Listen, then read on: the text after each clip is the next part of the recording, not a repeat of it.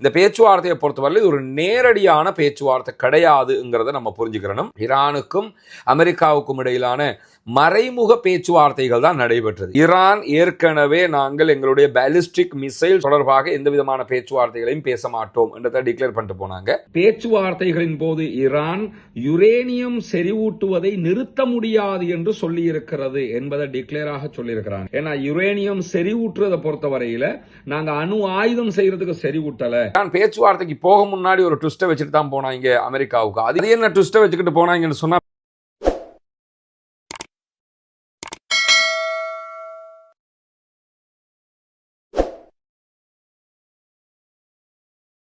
அன்பிற்கினிய சகோதர சகோதரிகளை நம் அனைவர் மீதும் ஏக இறைவனுடைய அமைதியும் கருணையும் உண்டாகட்டுமாக என்கிற பிரார்த்தனைகளோடு, பாலஸ்தீனத்தினுடைய காசா பகுதிகளில் இஸ்ரேல் 2 ஆண்டுகளுக்கு மேலாக நடத்தி வந்த ஒரு பாரிய யுத்தம் தற்போது யுத்த நிறுத்தமாக மாற்றப்பட்டு இன்றோடு 119 நாளாக மாறியிருக்கக்கூடிய இந்த சந்தர்ப்பத்தில் என்ன நடக்கிறது, காசாவையொட்டிய பாலஸ்தீன பெருநிலப்பரப்பிலே என்னவெல்லாம் நடக்கிறது என்கிற செய்திகள் இன்றைக்கு நம்ம பார்க்க இருக்கிறோம்.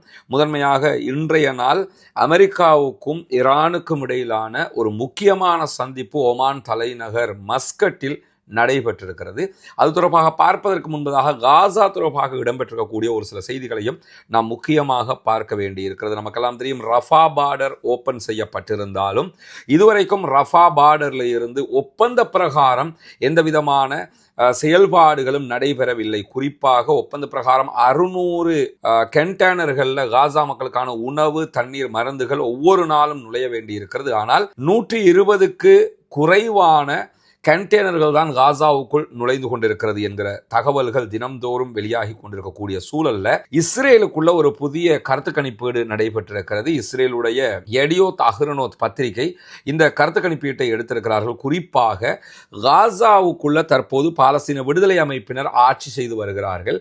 இஸ்ரேல் காசாவை விட்டு வெளியேற வேண்டுமா வேண்டாமா, இஸ்ரேல் காசாவினுடைய கண்ட்ரோலை பாலஸ்தீன விடுதலை அமைப்பிட்ட கொடுக்கணுமா அல்லது இஸ்ரேலே கண்ட்ரோலை வச்சுக்கிற என்பதுதான் நடத்தப்பட்டிருக்கக்கூடிய கருத்து கணிப்பீடாக இருக்கு. இந்த கருத்து கணிப்பீட்டின் பிரகாரம் பாலஸ்தீனத்தில் இருக்கக்கூடிய காசாவினுடைய கண்ட்ரோலை இஸ்ரேல் வைத்துக் கொள்ளக்கூடாது, இஸ்ரேல் பாலஸ்தீன விடுதலை அமைப்பிடத்தில் அதை கொடுத்துவிட்டு வெளியேற வேண்டும் என்று சொல்லி இஸ்ரேலுடைய 66% மக்கள் கருத்து சொல்லி இருக்கிறார்கள் என்று வைனட் எடியோத் அஹ்ரோனோத் வெளியிட்டிருக்கக்கூடிய கருத்து கணிப்பு முடிவுகளை நம்ம பார்க்க முடியும். எனவே இஸ்ரேலிய மக்களே காசாவை இஸ்ரேல் கையிலே வைத்துக் கொண்டிருப்பதை விரும்பவில்லை.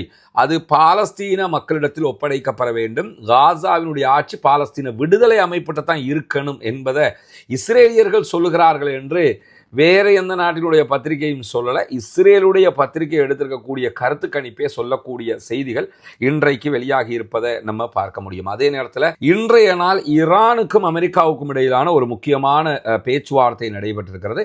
அந்த பேச்சுவார்த்தையில கலந்து கொள்வதற்கு முன்பதாகவே ஈரானுடைய வெளிவிவகார அமைச்சர் அப்பாஸ் அராக்சி மஸ்கட்டுக்கு போய் சேர்ந்தார். மஸ்கட்டில் வச்சு ஊடகங்களுக்கு அவர் பேசியிருந்தார். பேசும்போதும் தெளிவாக என்ன சொன்னார்னா, இந்த பேச்சுவார்த்தை அணு ஆயுத தயாரிப்பு தொடர்பானது, யுரேனியத்தை செறிவூட்டுவது தொடர்பானதே தவிர வேறு எந்த பேச்சுவார்த்தைக்கும் நாங்கள் வரவில்லை என்பதை ரொம்ப தெளிவாகவே அப்பாஸ் அராக்சி சொல்லி இருந்தார்.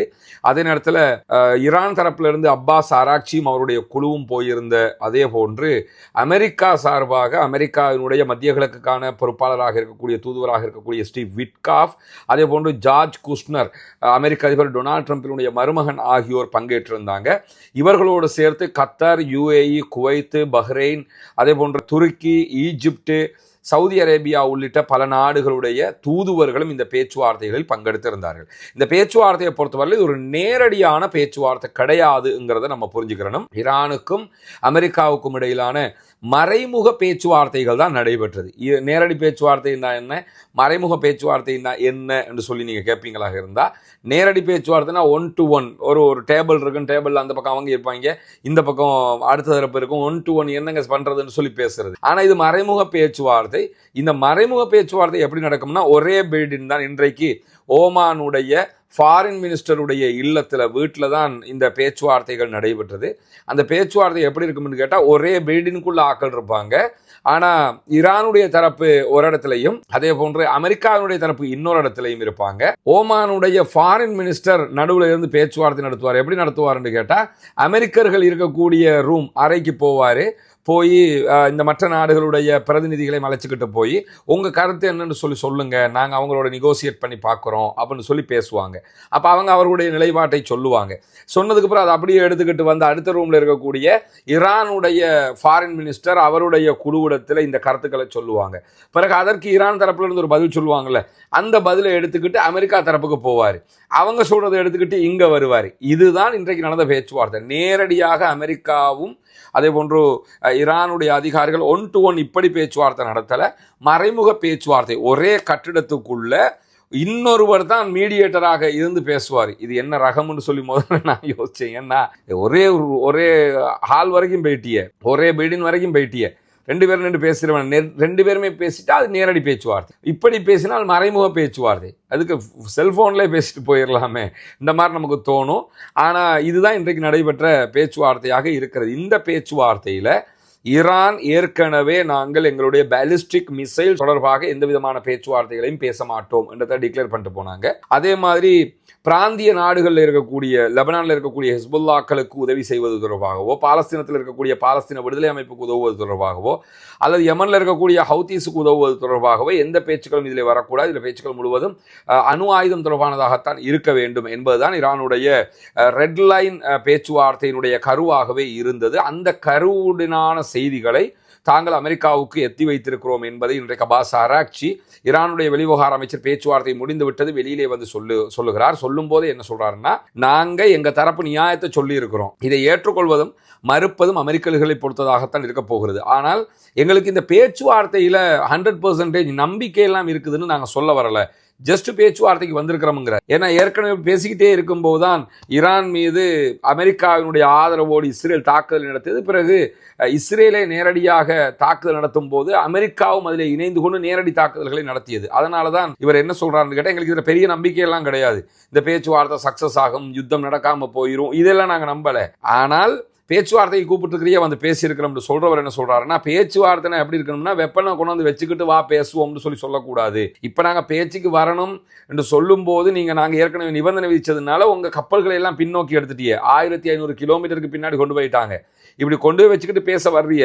ஆனா உண்மையிலே பேச்சுவார்த்தைங்கிறது எந்த வெப்பனுமே இல்லாமத்தான் நடத்தப்படணும், இருந்தாலும் ஒரு முடிவு வரணுங்கிறதுக்காக நாங்களும் வந்திருக்கிறோம்னு சொல்லி அவர் இன்னைக்கு சொன்ன காட்சிகளை நம்ம பார்க்கிறோம். ஈரானுக்கும் அமெரிக்காவுக்கும் இடையிலே நடைபெற்ற பேச்சுவார்த்தைகள் தொடர்பாக இந்த தகவல்கள் வெளியாகி இருக்கிற அதே நேரத்தில் சற்று நேரத்துக்கு முன்பதாக ஈரானுடைய பிரஸ் டிவி வெளியிட்டிருக்கக்கூடிய ஒரு செய்தியில வால் ஸ்ட்ரீட் ஜேர்னல் வெளியிட்டிருக்கக்கூடிய ஒரு செய்தியை மேற்கோள் காட்டியிருக்கிறது. அமெரிக்காவிலிருந்து வெளியாகக்கூடிய வால் ஸ்ட்ரீட் ஜேர்னல் பத்திரிகை வெளியிட்டிருக்கக்கூடிய செய்தி என்னன்னு கேட்டா, பேச்சுவார்த்தைகளின் போது ஈரான் யுரேனியம் செறிவூட்டுவதை நிறுத்த முடியாது என்று சொல்லி இருக்கிறது என்பதை டிக்ளேராக சொல்லியிருக்கிறாங்க. ஏன்னா யுரேனியம் செறிவூட்டுறதை பொறுத்தவரையில நாங்க அணு ஆயுதம் செய்யறதுக்கு செறிவூட்டல, நாங்க மற்ற தேவைகளுக்காக எலக்ட்ரிக்கலுக்கு பவர் பிளானட்டுகளை உருவாக்குறதுக்கு இந்த மாதிரி காரியங்களுக்கு தான் நாங்க பண்றோம்னு ஈரான் திரும்ப சொல்லிக் கொண்டிருக்கக்கூடிய நேரத்தில் தான் தெளிவாக பேச்சுவார்த்தையின் போது ஈரானுடைய பேச்சுவார்த்தை குழுவினுடைய தலைவர் ஃபாரின் மினிஸ்டர் அப்பாஸ் ஆராக்சி பேசுகிற நேரத்தில் நாங்கள் எக்காரணம் கொண்டும் யுரேனியம் செறிவூட்டுவதை நிறுத்த முடியாது என்று சொல்லி இருப்பதான செய்திகள் வெளியாகி இருக்கிறது. இது வால் ஸ்ட்ரீட் ஜேர்னல் போட்ட செய்தியை ஈரானுடைய பிரஸ் டிவி வெளியிட்டிருக்கிறாங்க. மேலதிக தகவல்கள் வெளியாகிற போது அவற்றையும் உங்களோடு நாம் பகிர்ந்து கொள்ள தயாராக இருக்கிறோம். அதே நேரத்தில் அதிபர் டொனால்ட் ட்ரம்ப் மீண்டும் இந்த பேச்சுவார்த்தைகள் ஒரு மாற்றத்தை கொண்டு வரும், ஒரு வெற்றியை கொண்டு வரும் என்று தான் நம்புவதாக சொல்லுகிறார். ஆனால் இஸ்ரேலுக்கு பெரும் கவலையாக இருக்குது என்று சொல்லி இன்றைக்கு ஊடக தகவல்கள் நம்ம பார்க்க முடியும். குறிப்பாக இஸ்ரேலுடைய ஹெரேட்ஸ் சொல்லிட்டு இருக்கக்கூடிய செய்திகளில் கூட என்ன சொல்றாங்கன்னு கேட்டால், இஸ்ரேலிய பிரதமர் பெஞ்சமின் நெத்தன்யாஹுவுக்கு இந்த பேச்சுவார்த்தை வெற்றிகரமாக முடியும் என்கிற நம்பிக்கை இல்லையா அல்லது பேச்சுவார்த்தை தோக்கணும்னு நம்புறீங்களாங்கிறதான் இந்த இடத்துல இருக்கக்கூடிய கேள்வி. அவருக்கு பெரிய நம்பிக்கை எல்லாம் இல்லையா பேச்சுவார்த்தை வெற்றிகரமாக முடியும்னு சொல்லி. ஏண்டா ஈரான் வந்து சொல்றதெல்லாம் கேட்க மாட்டாங்க, இவங்க சொல்கிறத பூரா கேட்குற நல்ல பிள்ளை தானே, ஈரான் சொல்கிறதையெல்லாம் கேட்க மாட்டாங்க. என்ன கேட்கணும்னு நினைக்கிறாங்கன்னு கேட்டால் அந்த பேலிஸ்டிக் மிசைல் தயாரிப்புகளை ஈரான் நிறுத்தணுங்கிறது அவர்களுடைய எதிர்பார்ப்பு. ஆனால் இதுக்கு ஈரான் உடன்பட்டு வரமாட்டாங்கன்னு தான் நாங்கள் நம்புகிறோம், அதனால் இந்த பேச்சுவார்த்தைகள் எங்களுக்கு பெரிய நம்பிக்கையெல்லாம் கிடையாதுன்னு சொல்லி இன்னைக்கு இஸ்ரேலுடைய பிரதமர் பெஞ்சமின் நெதன்யாஹு சொல்லுகிறார் என்ற செய்திகளும் வெளியாகி இருக்கக்கூடிய சூழல் தான் அமெரிக்காவினுடைய பேச்சுவார்த்தை நாங்கள் நடத்தி இருக்கிறோம், அடுத்த கட்ட பேச்சுவார்த்தைகளும் இருக்கிறது, தொடர்ந்து பேச வேண்டி இருக்கிறது, பேசினதுக்கு பிறகுதான் நம்ம முடிவுக்கு வர முடியும் என்கிற செய்திகளை சொல்லி இருக்கிறார்கள். இன்றைக்கு பேச்சுவார்த்தை ஒரு முடிவில்லாமல் முடிந்திருக்கிறது என்பதுதான் நம்ம ஷார்ட்டாக புரிய வேண்டிய ஒரு விஷயம். ஆனால் ஈரான் தன்னுடைய ஸ்டாண்ட்ல நின்று பேசி இருக்கிறாங்க என்கிறதையும் பார்க்க முடிகிறது. இதே நேரத்தில் ஈரான் பேச்சுவார்த்தைக்கு போக முன்னாடி ஒரு ட்விஸ்ட்டை வச்சுட்டு தான் போனாங்க அமெரிக்காவுக்கு. அது என்ன ட்விஸ்ட்டை வச்சுக்கிட்டு போனாங்கன்னு சொன்னால், பேச்சுவார்த்தை நடப்பதற்கு 24 மணி நேரங்களுக்கு முன்பதாக, அதாவது நேற்றைய தினம் ஈரான் ஒரு புது வகையான ஏவுகணையை மீண்டும் பரிசோதனை செய்தது. ஜனவரி மாதம் 20ஆம் தேதி 10,000 கிலோமீட்டர் சென்று தாக்கக்கூடிய ஒரு ஏவுகணை அவங்க பரிசோதனை பண்ணியிருந்தாங்க. அதை தாண்டி நேற்றைய தினம் அவங்க என்ன பண்ணாங்கன்னு கேட்டால், கொராம் ஷேர் என்று சொல்லக்கூடிய ஒரு ஏவுகணையை பரிசீலனை பண்ணார். அந்த கொராம் ஷேருங்கிறது அவர்களுடைய பேர்ஷி மொழியில் சொல்லக்கூடிய ஒரு வார்த்தை. அந்த கொராம் ஷேர் என்கிற ஏவுகணையைத்தான் பரிசோதனை செய்திருந்தார்கள். கொராம் ஷேர் 4 ஏற்கனவே கொராம் ஷேர் 1, 2, 3 மூன்றையும் பரிசோதனை பண்ணிட்டாங்க. இது 4வது. கொராம் ஷேர் 1 எடுத்துக்கிட்டீங்கன்னு சொன்னால், அந்த கொராம் ஷேர் 1 கிட்டத்தட்ட 1000 கிலோமீட்டர்லேருந்து 2000 கிலோமீட்டர் வரைக்கும் சென்று தாக்கும், அதாவது இஸ்ரேலை தாக்கும் அப்படின்னு புரிஞ்சுக்கிறேங்க. கொராம் ஷேர் 1லயே இஸ்ரேலை தாக்க முடியும். 1800 கிலோகிராம் வெடிமருந்துகளை அது சுமந்து செல்லும் என்பது அதில் இருக்கக்கூடிய ஸ்பெஷல். அதுக்கு பிறகு கொராம் ஷேர் 2, கொராம் ஷேர் 3, இப்போ கொராம் ஷேர் 4, 4ஆம் தலைமுறை கொராம் ஷேர் ஏவுகணைகள் தான் பரிசீலனை செய்யப்பட்டிருக்கிறது. ஏற்கனவே 1லயே 1800 கிலோகிராம சுமந்துக்கிட்டு போகலாம். கொராம் ஷேர் 4ல் எத்தனையை சுமந்து செல்ல முடியும் என்பது அவங்க வெளிப்படையாக சொல்லலை. எத்தனை கிலோமீட்டர் வரைக்கும் போகும்ங்கிறதையும் வெளிப்படையாக சொல்லலை. 2000 கிலோமீட்டர் வரைக்கும் போய் தாக்கம், இஸ்ரேல் வரைக்கும் போய் தாக்கம்னு சொன்னால் மற்றதுகளெல்லாம் எவ்வளோ தூரம் போய் தாக்கம்ங்கிறத நம்ம கற்பனை செய்து கொள்ள முடியும். இப்படி ஒரு பயங்கரமான ஒரு ஏவுகணை பரிசோதனையும் பேச்சுவார்த்தைக்கு முன்னாடியே ஈரான் நடத்திட்டு போகிறாங்க. காரணம் என்னென்னு கேட்டால், நாங்கள் பேச வர்றோம், அதுக்காக சரண்டர் ஆகிறோம் என்ற அர்த்தம் இல்லை. யுத்தம்னா யுத்தம், சமாதானம்னா சமாதானம், ரெண்டுக்கும் தயாராக இருக்கிறோம்.